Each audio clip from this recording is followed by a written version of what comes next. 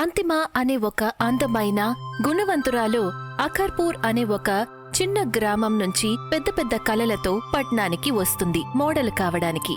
ఇవాళ తనకి ఒక స్టూడియోలో ఇంటర్వ్యూ ఉంది. మీరు మాకు చాలా బాగా నచ్చారు. మా తర్వాత ప్రాజెక్టులో మోడలింగ్ కాంట్రాక్ట్ని మీకే ఇస్తున్నాం అనుకోవచ్చు. ఏంటి, నిజంగానా? మీకు చాలా చాలా ధన్యవాదాలు సార్. ఏం పర్వాలేదు, మీరు చాలా బాగా వర్క్ చేస్తున్నారు, అందుకే మీకు ఈ కాంట్రాక్ట్ దొక్కింది. పట్నంలో అంతిమాకి మరికొంతమంది స్నేహితులవుతారు. వాళ్ళు బయట తన కోసం ఎదురుచూస్తూ ఉంటారు. నా ఇంటర్వ్యూ చాలా దారుణంగా జరిగింది. మరి మేల్ మోడల్ సంగతేమైంది? ఏమని చెప్పమంటావు? ఆల్రెడీ ఈ కాంట్రాక్ట్ని ఇంకెవరికో ఇచ్చేశారు. ఫార్మాలిటీ కోసం ఇంటర్వ్యూ పెట్టారంతే. అవును, టైం వేస్ట్ అయింది అంతే. నేనే సెలెక్ట్ అవ్వలేదు, ఇక పల్లెటూరి బైతో ఎలా సెలెక్ట్ అవుతుంది? తన ముందే వెళ్లకుండా ఉండాల్సింది. కానీ యాటిట్యూడ్ చూడు, ఇంటర్వ్యూ కోసం వెళ్ళింది. పోనీలే పాపం, ఎందుకు తనని అన్ని మాట్లాడుతున్నావు? నువ్వు అలాగనే అంటావులే, తన మీద నీ కన్నుపడిందిగా.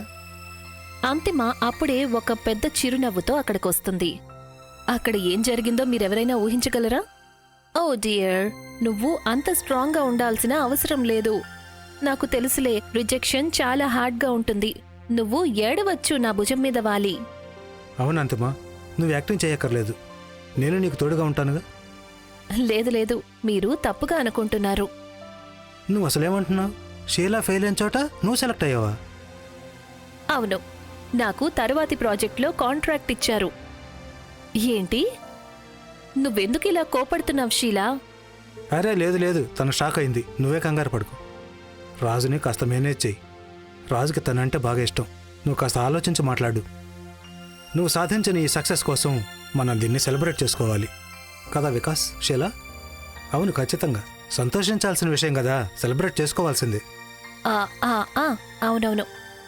అయితే ఫిక్స్. కానీ మనం ఎక్కడికి వెళ్తాము? నా ఫామ్ హౌస్ ఉంది కదా, అక్కడికి వెళ్దాం. సరే, నేను ఏర్పాట్లు చేసుకుంటాను. ఎప్పుడు వెళ్ళాలి? మంచి పనికి ఆలస్యం ఎందుకు? రేపు మీరిద్దరు రెడీ అయిపోతే రేపొద్దున బయలుదేరదాం మనం. సరే.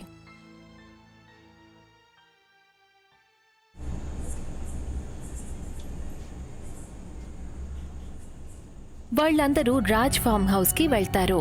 అక్కడికి వెళ్లి చూసేసరికి ఇల్లంతా కూడా సాలిగూడ్లు ఉంటాయి.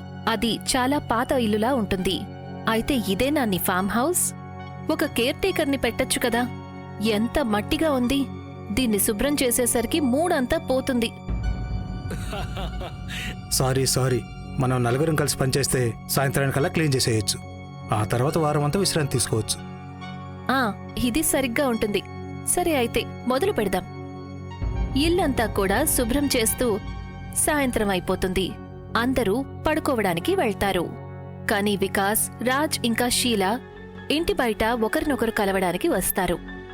ఒకవేళ తనే లేకపోతే ఇవాళ ఆ మోడలింగ్ కాంట్రాక్ట్ నాకు దక్కుండేది. మీరేమో దాన్ని సెలబ్రేట్ చేసుకోవడానికి ఇక్కడికొచ్చారు, ఈ పల్లెటూరు మొద్దు కోసం.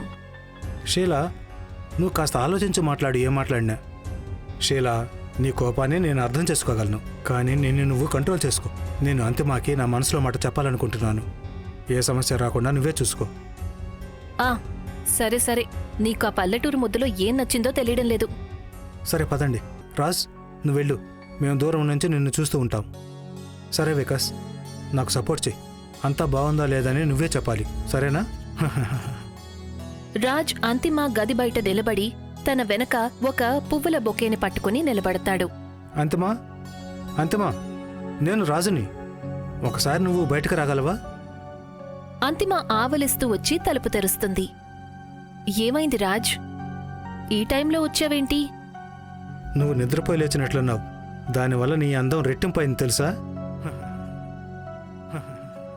అది నేను నీకొక ముఖ్యమైన విషయం చెప్పాలి.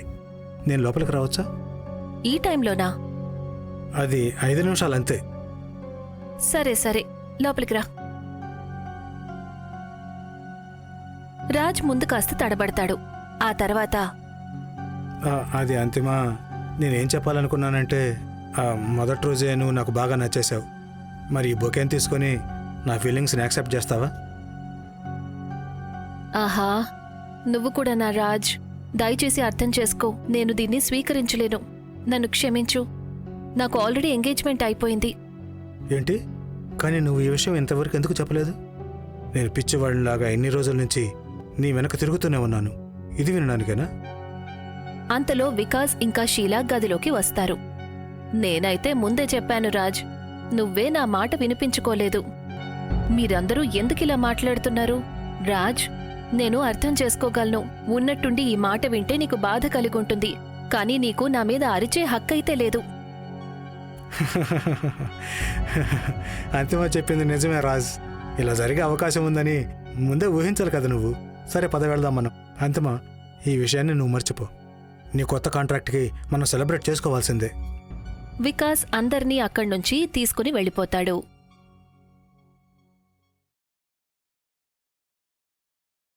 ఇది చాలా పాత భవనంలాగా అనిపిస్తోంది. అవును, ఇక్కడ చాలా సంవత్సరాల కిందట ఒక బంగళా ఉండేది. కానీ ఇప్పుడు ఇక్కడికి ఎవరూ రావడం లేదు. దీన్ని అందరూ భూతాళ బంగళా అంటారు. ఓ, నేను మా ఊరి దగ్గర కూడా ఇటువంటిదొకటి చూశాను. కానీ ఇది చాలా విచిత్రంగా అనిపిస్తోంది. రాజ్, నువ్వెందుకంత సైలెంట్గా ఉన్నావ్? ఇంకా కోపంగా ఉన్నావా? కోపం వస్తుంది కదా మరి. ఎంగేజ్మెంట్ అయిన విషయం దాచిపెట్టి తనని నువ్వు ఉపయోగించుకున్నావు కదా అభివృద్ధి చెందడానికి. నువ్వు ఏదేదో మాట్లాడకు షీలా.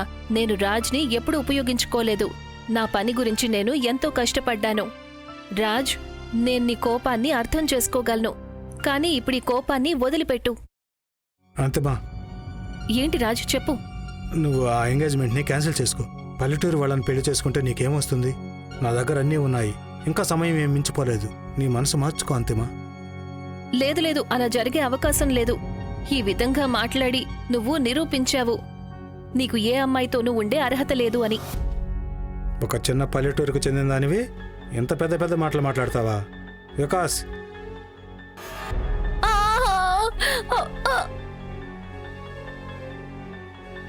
నీ మొహం చూసుకుని ఎంతో గర్వపడుతున్నావు కదా. ఆ మొహాన్ని శరీరం నుంచి వేరు చేస్తాను. చనిపోయిన తరువాత నువ్వు నీ అందాన్ని చూస్తూ కూర్చోవచ్చు. వద్దు, నన్ను వదిలేయండి. అరే, మీరసలు ఏం చేస్తున్నారు? మీరిద్దరూ ఈ పని చేస్తారని నాకు అస్సలు తెలీదు. చూడు, ఇది చాలా టూ మచ్ అయిపోయింది. మీరింకేం చేయకండి ప్లీజ్. సైలెంట్గా ఉండు. ఆ కాంట్రాక్ట్ నీకు తన వల్లనే దక్కలేదు. ఇప్పుడు సైలెంట్గా జరిగేదంతా చూస్తూ ఉండు.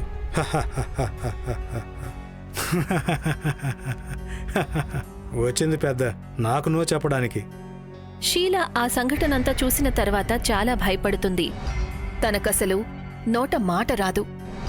రాజ్ ఇంకా వికాస్ తన తలను శరీరాన్ని వేరు చేస్తారు. తనని అక్కడే పాతిపెడతారు. వాళ్ళు ఎంతో విచిత్రంగా నవ్వుతూ అక్కడ్నుంచి ఫామ్ హౌస్కి వెళ్ళిపోతారు. ఇక తన కథ ముగిసిపోయింది. ఇక మనం ప్రశాంతంగా మన సెలవులను గడుపుకోవచ్చు.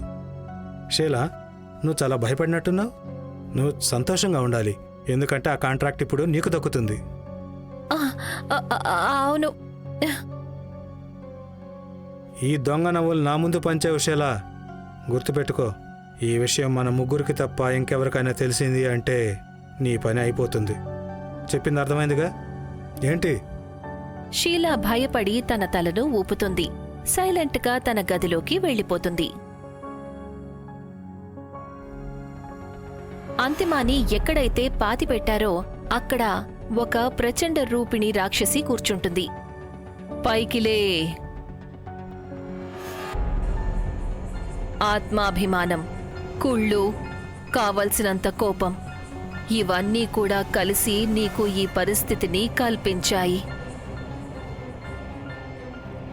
ఇకలే, ఎవరైతే భావోద్వేగాలకు గురయ్యి నీ తలను శరీరాన్ని వేరు చేశారో వాళ్లందరి మీద నువ్వు పగ తీర్చుకో.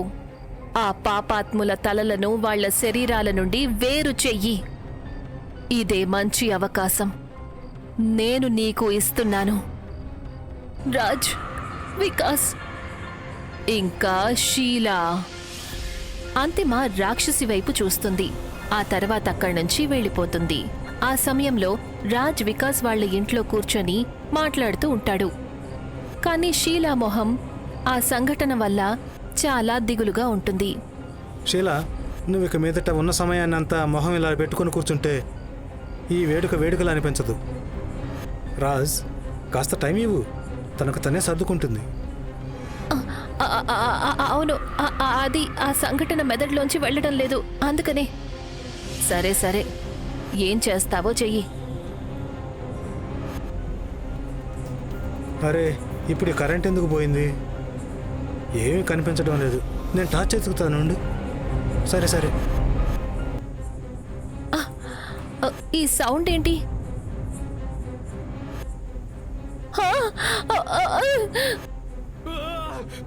ఇక్కడి నుంచి పారిపో, పారిపో, కానీ వికాస్, పారిపో, వాడు చనిపోయాడు.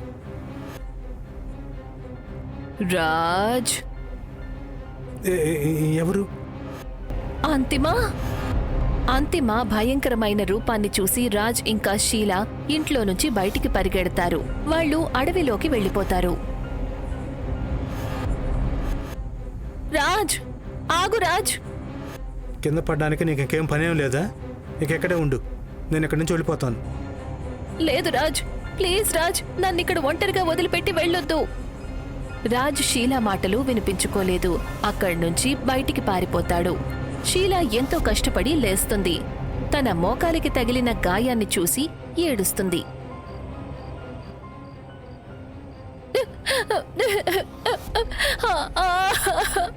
అమ్మా, నాన్న.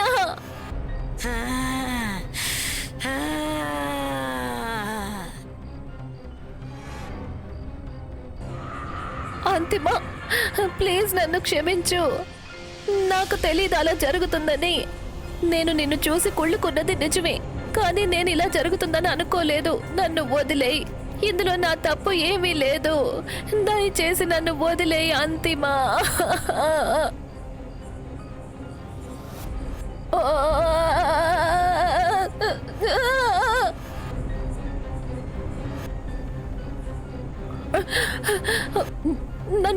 నన్ను క్షమించు అంతిమ.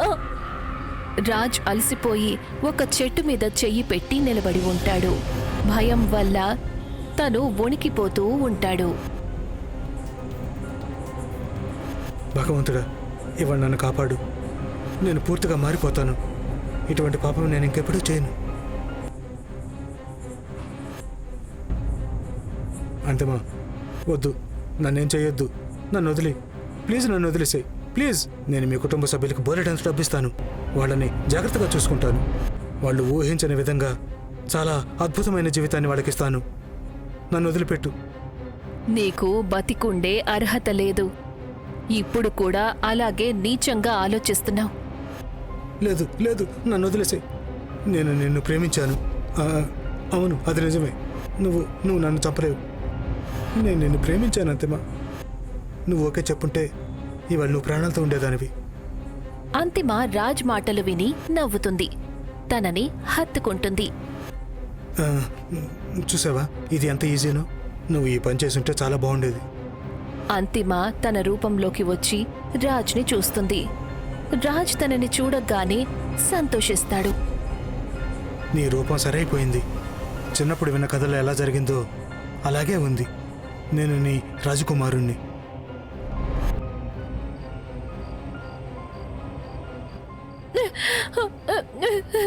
అమ్మా, అంతిమ, నన్ను క్షమించు. ఎవరక్కడ? అంతిమ,